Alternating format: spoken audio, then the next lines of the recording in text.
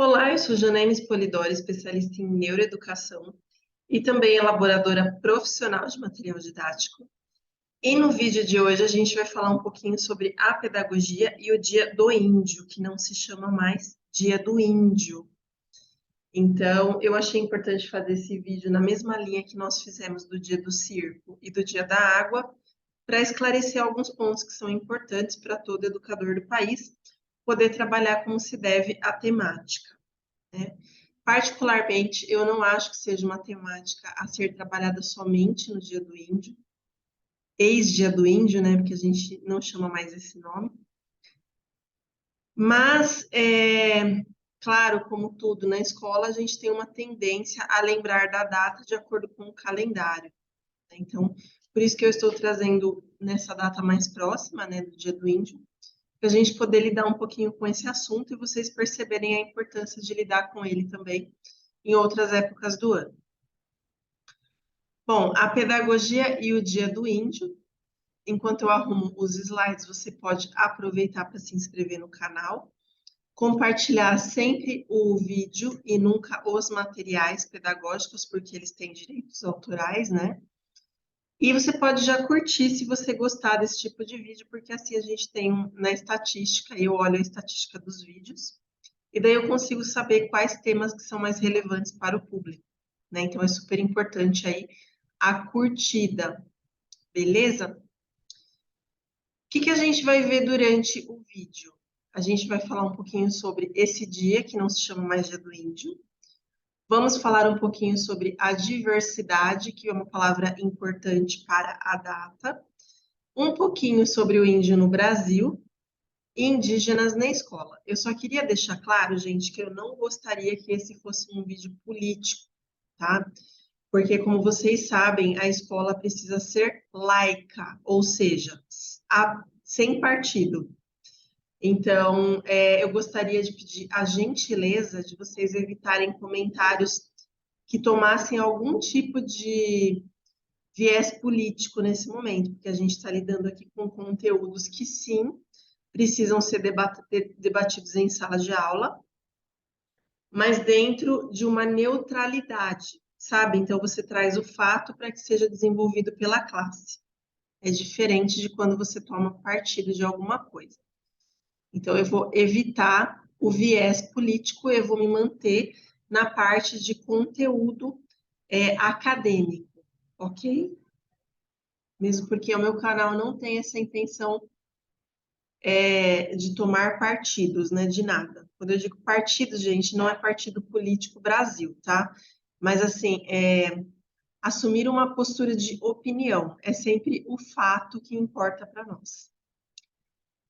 Sobre o Dia do Índio, dia 19 de abril, então em abril a gente tem uma data específica para esse conteúdo, que não se chama mais Dia do Índio, mas chamava-se assim a partir de 1940, durante a Era Vargas, porque o Marechal Rondon pressionou o governo para que ele participasse, aí no caso, do primeiro Congresso Indigenista Interamericano.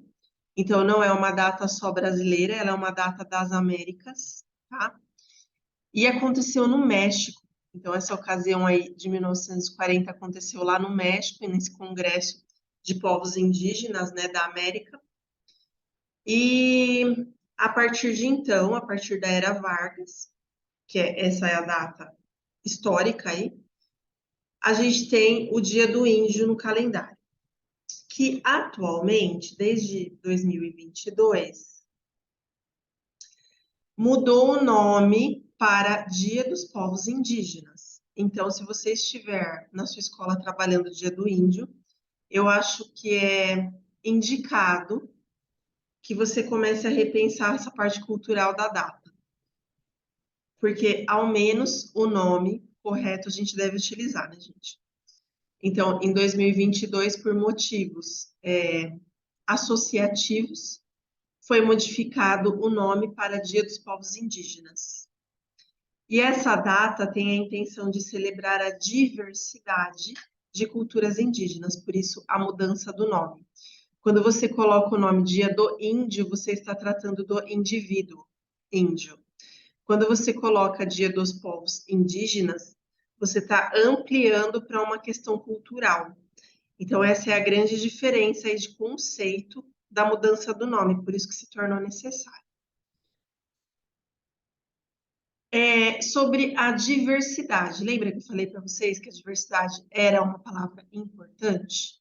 Deixa eu só tirar, dar uma acertada na voz.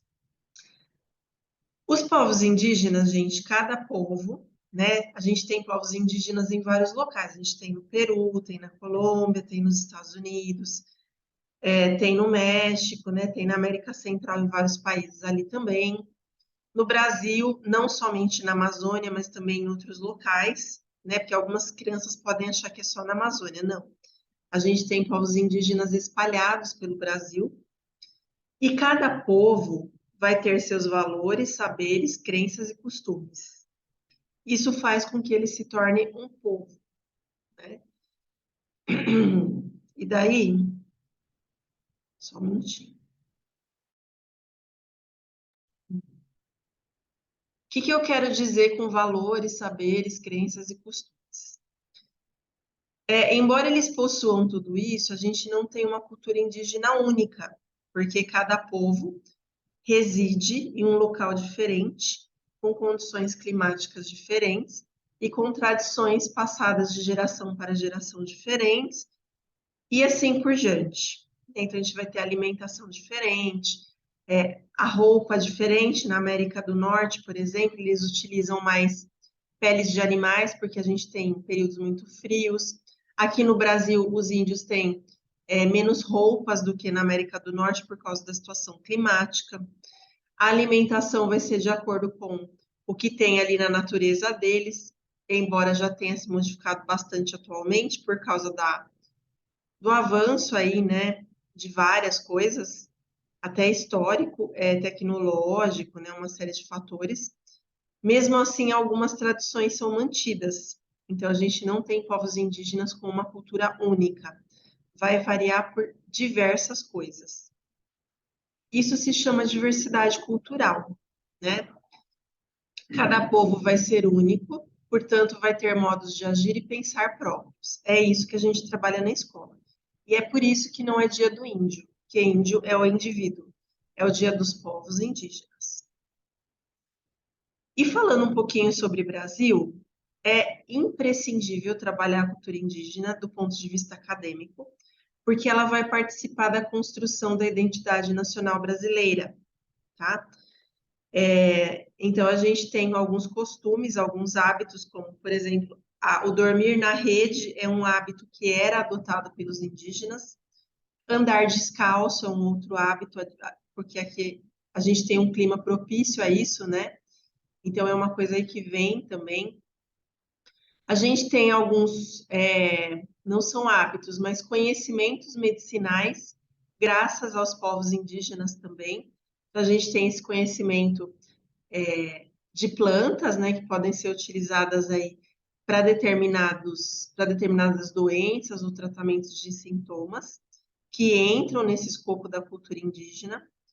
Aí eu coloquei um tatu, não que o tatu seja um animal indígena, naturalmente, mas para eu lembrar que a gente tem palavras como tatu, amendoim, rede, mandioca, que são palavras que entram no repertório do brasileiro, mas que têm uma origem indígena, né, gente? Então a gente tem uma miscigenação cultural muito forte também aí com os índios, além da questão de raça, né?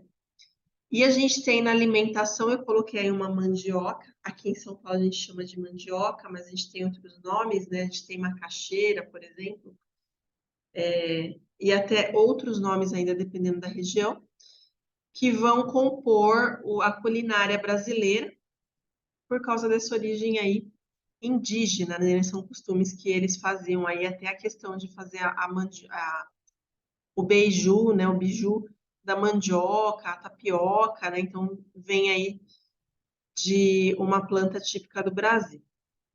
Fora a questão de miscigenação de raças, eu mesma, por parte de pai, eu tenho, segundo meu pai, né?